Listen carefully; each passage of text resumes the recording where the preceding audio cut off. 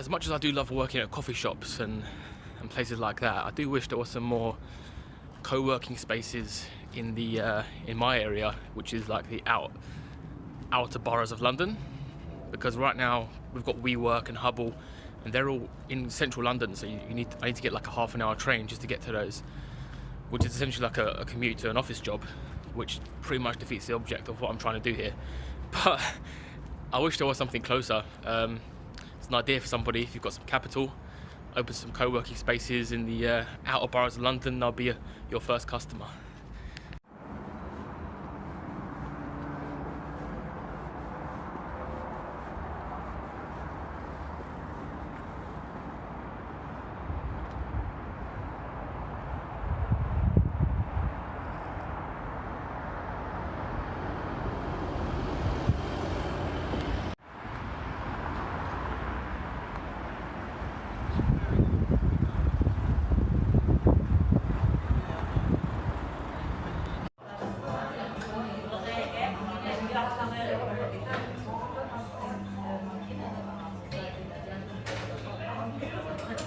Today I want to talk about research and the importance of going really deep into your research before you start writing any piece of content. Whether that's a blog post, a white paper, and even if you're rewriting your entire website content, you're going to want to do what I'm about to say for each page and each segment of each page, depending on the keywords and how you want to rank, okay? So let's have an example first and foremost. You're writing a blog post about landing page optimization, okay? Now most marketers will think, okay, that's a keyword right there, I want to get some different keywords. They'll head over to Google Keyword Planner or a similar tool.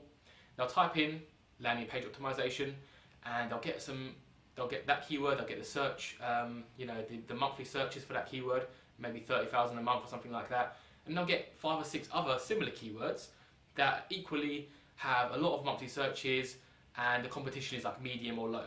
Okay, and I'll make a short list, or maybe 5 keywords, long tail keywords as well perhaps, that they want to target in their blog post. Now that is a sound tactic, it's a sound way to start your research. The problem is a lot of marketers end their research there. Okay, they take those 5 keywords and they just write a blog post and they make sure those keywords are present and in the title maybe, and maybe in the subtitles, and they think job done. And then they wonder why they never get into the top page of Google, and even after 6 months in a year they're still in like page 7.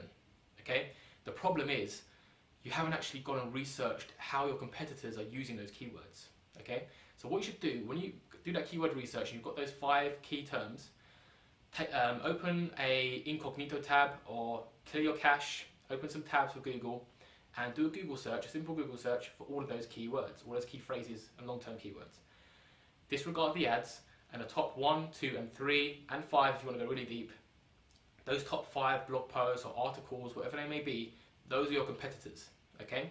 Whether they're in your industry or not, doesn't matter what industry they're in. If they've written something about this this particular topic, then they are competitors, okay? In this situation.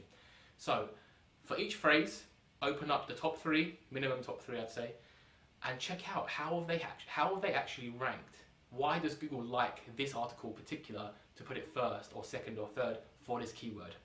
What you're looking for is how they've done it and how you can improve upon it. Okay, because at the end of the day, you want to beat these guys. You want to be number 1 or second or third at the very least. Okay, so have a look. How have they used their titles? Is the keyword in the title? Probably is. What's the introduction like? What's their subheaders like? And I spoke about subheaders in the previous episode, episode 7. Check that out. There's a lot of information there about subheaders and how you can use them to great effect. When it comes to SEO, again, your subheaders are extremely important. There should be keywords in there that you want to rank for.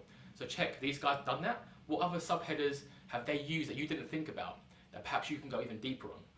What stuff are they missing? Okay, head down to the comments section. Are there comments from people saying, you know, great article, but you didn't mention X? Or why didn't you mention how I can do Y?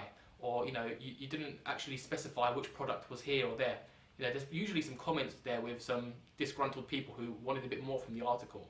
Take those, make sure you take those, that negative feedback, and in your article, make sure you tick those boxes. So you're producing more content, you're answering more questions, relevant questions that people clearly want answers to, and that's going to bolster your blog. Okay. Another thing to check out is how many words are they using in those articles? The top 3, what's the average word count? Is it between 800 and 1,000? 1,000, 2,000? Are they like 3,000 word long blog posts? If so, that's what you're up against. Okay, if the top 3 are like 2,000 words each, then you know you need to write 2,200 words, 2,500 words, and go deep. Okay, really cover everything they covered, but in greater detail, and then go steps further. And again, check out the comments. How can you answer new questions, questions that they didn't answer, that they didn't think to answer?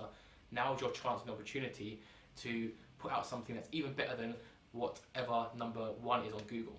Okay, the benefit here that we don't really get in many other industries is that the blueprint to success for each piece of content is there, because Google shows you their top rated article for whatever keyword there is. All you've got to do is make the Google search, right? And you can see exactly how they've laid out their blog post or their article or their white paper, whatever it may be. And you can see exactly what they've done right and what they've done wrong and where they can improve. So the blueprint is there. All you've got to do is improve on it, right? So like I said, check the title, check the word count, check subheaders, check little sections that they've used that maybe the other one didn't, and that's why they're first or that's why they're second. And once you've sort of documented your research for those top 3 and 5 competitors, suddenly you'll have your outline, because you'll see what subheaders they've used and what subheaders they didn't use. So you've got your outline there, and you know what to write about that they didn't write about because you checked out the comments. Okay, so there you go. That is how research should be carried out for each piece of content. The keyword stuff is great, but it's only half the battle. You've got to see how did everybody else use those keywords, and how can I be better than them. Hopefully that helps you guys out. It's obviously SEO it's a multifaceted thing. You may never be able to outrank number 1 because it may be like an article from Google itself, an article from Adobe or Salesforce or a really big company that you're just not in a position, your domain authority isn't quite there yet. You may never outrank them, and that's fair enough. However, having said that, I have seen lots of small websites and relatively young websites outrank much larger ones and domains with much bigger authority. It can happen, especially over a period of time, and especially if you're getting good shares on social media and people are linking to you, definitely can happen. But just a disclaimer that there are lots of factors that affect this. But for sure, producing quality content should be on the top of your agenda for SEO purposes or not. Okay. So again, hopefully that helps you guys out. If it did, leave a comment below. And my face should be here or here right now, and soon I will memorize which one it was, but hover over it, subscribe, and I'll see you guys soon.